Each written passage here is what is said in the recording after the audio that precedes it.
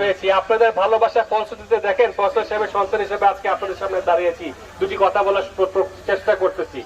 আজকে দেখেন এই পরিবারের উপর দিয়ে অনেক ঝড় তুফান গিয়েছে, আর তারপরও আমরা আপনাদের সামনে দাঁড়িয়ে আছি একটাই কারণ, আপনাদের ভালোবাসা।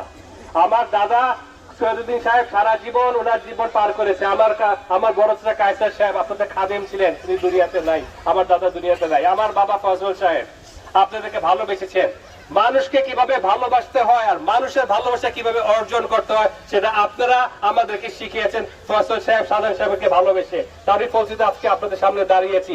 আমি আজকে বলতে চাই, আসুন, আমার বাবা ফজল সাহেব নিজে আসতে চেয়েছিল রমজান মাস উপলক্ষে, আমরাই ওনাকে মানা করেছি এবং তার পরিস্থিতিতে উনি বলেছে তোমার চাচা প্রতি বছর যায়, এবার তোমার যাইতে হবে।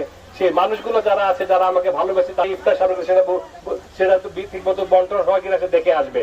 তাই আমি আজকে আর কিছু বলবো না, আমি আপনাদেরকে এতটুকুই বলবো, ইফতারের আগে দোয়া কবুলের সময় আমাদের জন্য, আমাদের পরিবারের জন্য, আমার বাবা চাচা যারা আছে আমাদের জন্য আপনারা দোয়া করবেন, মন খুলে দোয়া করবেন।